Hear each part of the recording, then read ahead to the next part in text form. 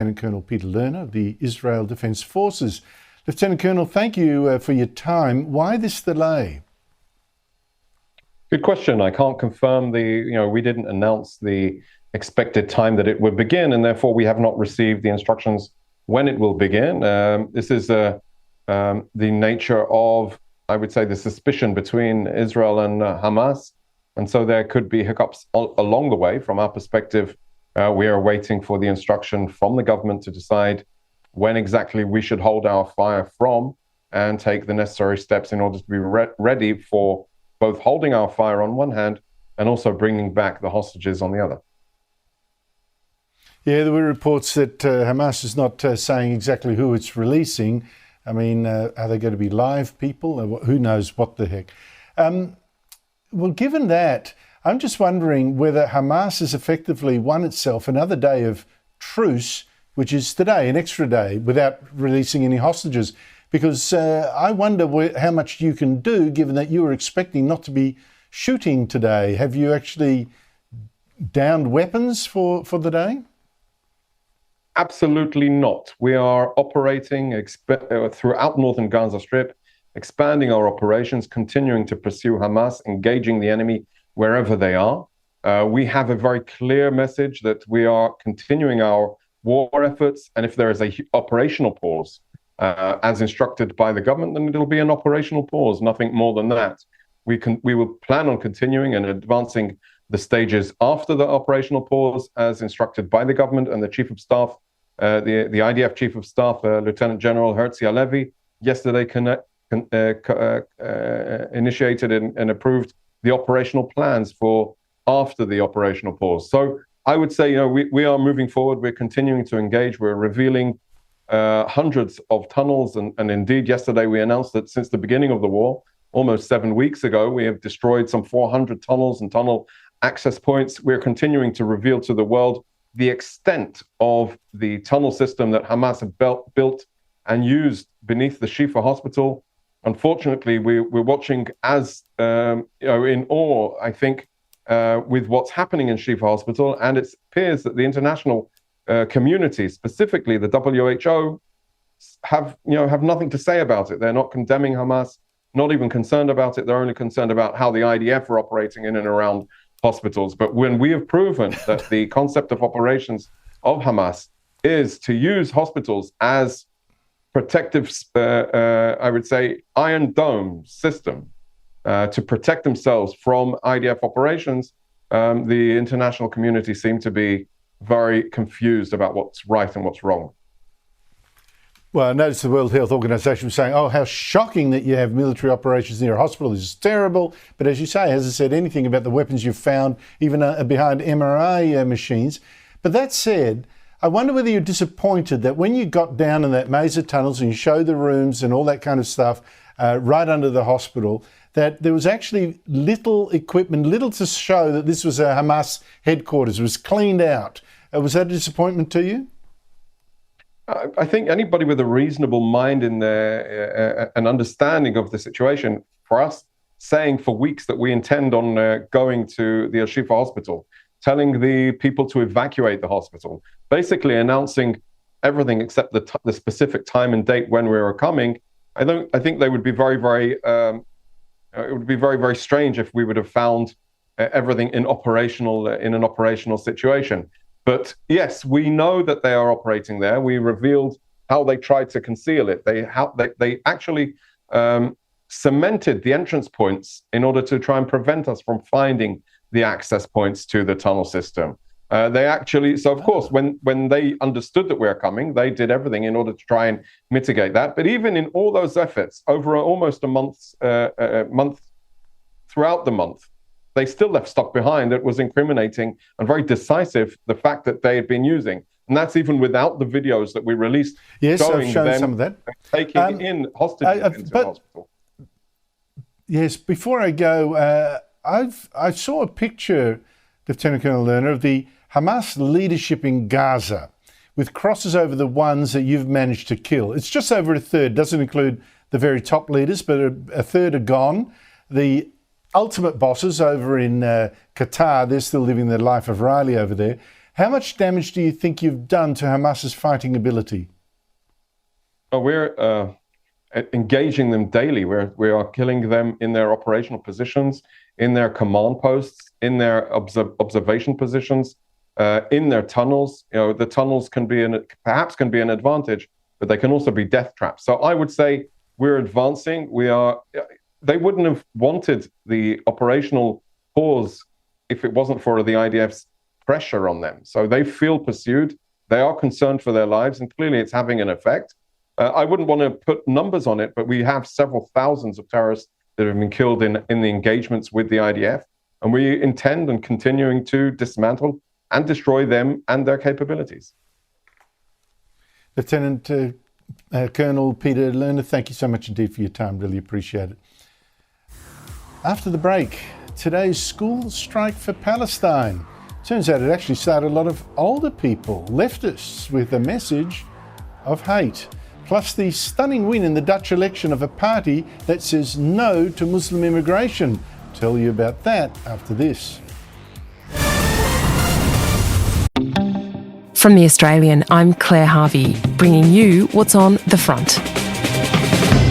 From crime... Chris Dawson would know that he would be spending the rest of his life in jail. To society. It's people who have this very passionate personal cause and are using places like Twitter as their megaphone. And the big stories you need to know. People always forget this. J.K. Rowling is a lefty, but she's a Labour lefty. Scotland's maybe not big enough for the both of them.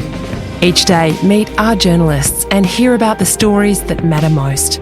It's the nation's best journalism, brought to life. The Front, available now wherever you get your podcasts. Or ask your smart speaker to play the news from The Australian. National University is a veteran-founded yellow ribbon school, offering over 190 online programs in today's most in-demand industries. From business and healthcare to engineering and criminal justice, NU's programs are designed to help you build your career and reach your goals. Plus, with help from our dedicated military enrollment advisors and Veterans Center, you'll have the support you need to achieve success. Get started today. Now, before I get to the stunning news from Holland, the election victory of Geert Wilders, leader of a party that's actually promised to stop Muslim immigration. A contrast back here. Now, as I said last night, the Albanese government has quietly issued temporary visas to 860 Palestinians over the past 6 weeks. And the Prime Minister and Foreign Minister today offered these excuses, both deceitful. These are not permanent visas. These are temporary visas. There are the same security checks that are in place for people, for Australians, that have been in place, this regime, for a long period of time. Just as not everybody from Afghanistan is linked with the Taliban, not everybody who is Palestinian is a member of a terrorist organisation. Let's fact check. First, Albanese's claim. In fact, 860 visas in 6 weeks are far too many, too quickly for any real security checks, particularly when many of these Palestinians will come from Gaza, which is led by an Islamist terrorist group that's now at war and with no Australian officials around to do any checks there. As for Penny Wong's claim, not everyone is a member of a terrorist organisation like Hamas.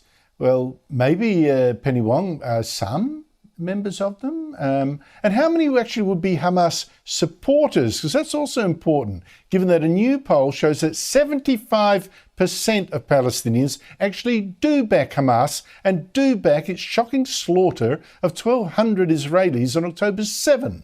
I would have thought that's rather relevant, Foreign Minister. So I'm not surprised that one leading Jewish group is now leaning to a more discriminatory immigration policy here for its safety, starting with these Palestinians. The whole worldview that young people growing up in Gaza and older people as well have developed has been that has been fed to them by Hamas. Are they compatible with Australian values and living alongside a Jewish community that they've been raised to hate? And now to that contrast with the Netherlands. Now, I think the aggressive protests we have seen by pro-Palestinians, particularly in Europe, have caused a huge reaction in yesterday's Dutch election. Shock result that's going to rock Europe, because the winner in this historically tolerant country is Geert Wilders, the right-wing anti-immigration politician who wants Muslim immigration banned as he did say on his visit to Australia. People are saying enough is enough. Let us reclaim our country. Stop the mass immigration from Islamic countries. Now, Geert Wilders' party won 35 seats. Everyone's saying victory. That is at least 10 more than the Labour Greens coalition that came second. So that's great. But it doesn't actually guarantee he'll become Prime Minister, because there are actually 150 seats in the Parliament. He'll need to cobble together a coalition, and the main parties all say they'll refuse to work with him, right? It's on the nose. But he might become Prime Minister, and the signal has been sent to all Europe, because even the Dutch now, the tolerant Dutch, have had enough of mass immigration, often from people who won't share their local culture.